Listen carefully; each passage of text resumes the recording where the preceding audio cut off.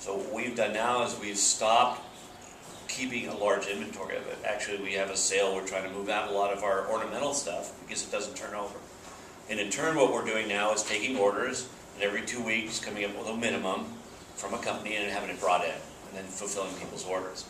That way, we don't have to maintain it and water it. We don't have a bigger markup on it because it's not sitting in the nursery, and we're able to have it come in and turn over right away.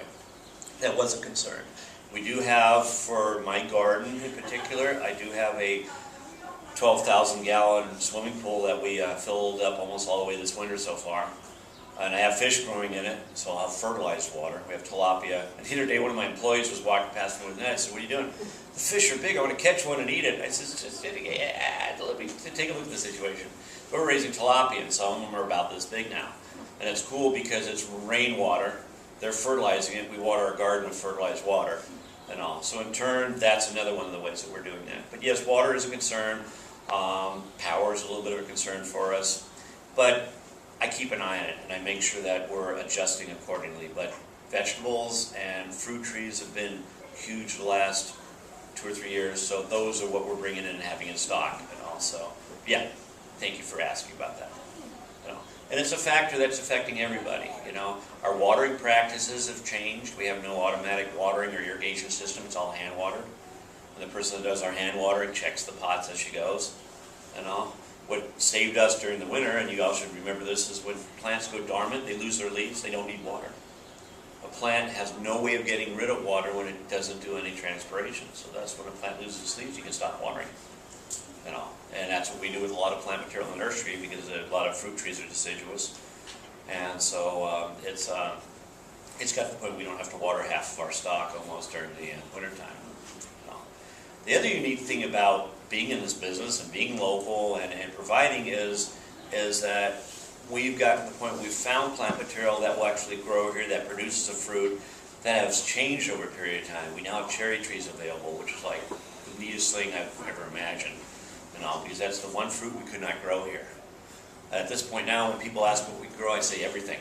And it was a cherry that I bought in 4 years ago, and I had to wait 2 years to make sure it produced because of our low chill requirements.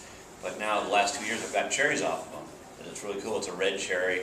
You need 2 of them, but I do that because to increase my business, but also to provide more for people that live here. More variety. So. And it's really neat to be able to do these things for everybody. It's neat to be part of it. And I think that when small businesses become supported, in turn they'll get more involved in the community. So it's kind of like a two-way street. People support them. You talk to the people. Say, hey, we belong to this group. Will come speak to us about whatever they're doing, whether it be a small farm that would love to come and speak to you, or a small hardware store. There's one near me. It's called Orc Wines. It's been there since I think Noah dropped them off when he was passing through. You can buy everything from sewing patterns to thread to washers from the place. It's like the old San Diego hardware, but just a little more of a mess.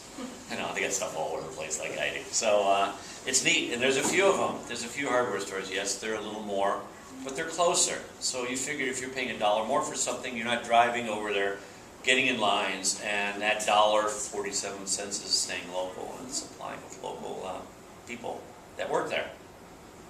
Yes, sir. You said something about raising vegetables on your farm for sale? No, just the plants. Just the plants. But we are working on getting a local farmer. It's an interesting thing. How many of you go to farmers markets? Okay. Well, it's an interesting thing about a farmer's market. That is the only place a farmer can sell their vegetables except for on their property. They cannot go and stop off at an intersection and set up a little produce stand. They can't go ahead. I see them around. I see them around. They're not the farmers. They buy from the farmers and resell it. Oh. Okay, that's the difference. A farmer can take his produce to Henry's or Vaughn's and sell it to them, and they can sell it. But the farmer cannot sell their produce. We're trying to work around that. It's got a lot of hands involved, so it's taken a while. But I have a company that's going to put up a free building for me because they want me to sell their buildings. Then in turn, I'm talking to a local farmer that's going to set up a produce stand there. Basically, I'm going to buy the produce from them for like $1 a month or something. Then they're going to go in and they're going to have their own employees selling the produce. At the end of the month, we'll settle up. But the fact is I'm trying to circumvent it a little bit because I believe that a farmer should be able to sell their produce.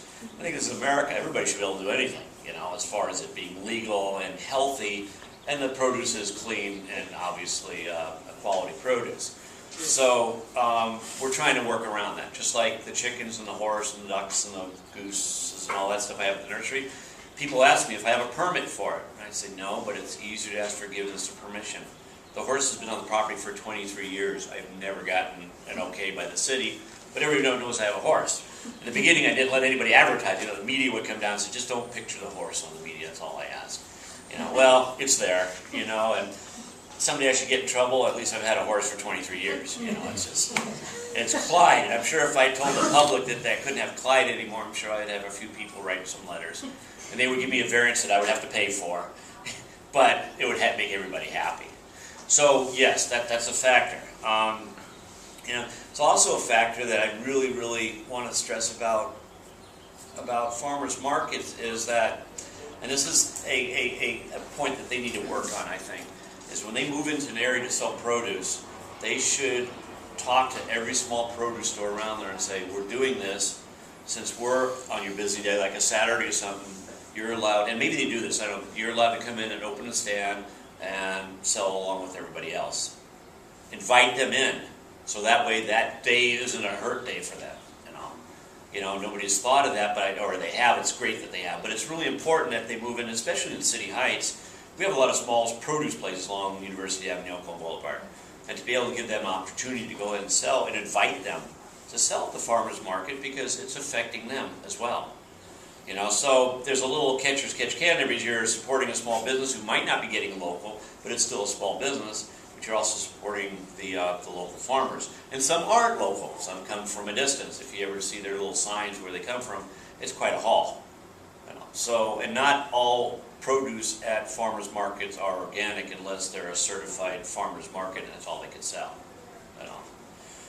So anyways, that's, you know, the whole thing is the plight of the small business. And there's a lot of ethnic people out there that have their own little markets that are really pretty cool.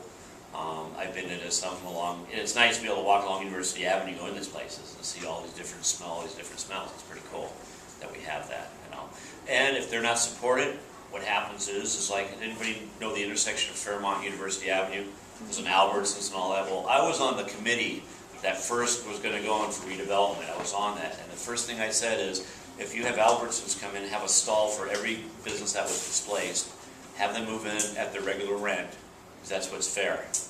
And then they came up with, well, we need this, well, we need this, well, we need this. All of a sudden, there's nothing there that's local. It's all mass merchandisers and all that. And I really got disappointed in that, because in the beginning, that's the only way I would have supported that, and it didn't happen. You know, so, you know, it's like they're getting pushed out, and you need to be able to support them so they don't get pushed out. We also have to watch redevelopment. I know it's good for areas, but what are they displacing? That's important to see. People have had their businesses for years, and all of a sudden they're gone because they didn't want to, but the government wanted eminent domain, and they wanted to improve the area. You know, so it's really important to keep an eye on that. Other questions? Yes, sir. You said CSA? CSA basically, I don't know what that is. that's good, and it's a good thing to bring up. What CSA is, it's basically a farmer grows produce, and you join their group, and what they do is the produce of the week, they bring to a local drop-off point, and it's either monthly you pay or you pay a yearly fee or whatever, and every week they bring in a box of food of what they have growing. Sometimes it might be turnips and lettuce, or radishes and carrots, or whatever have you.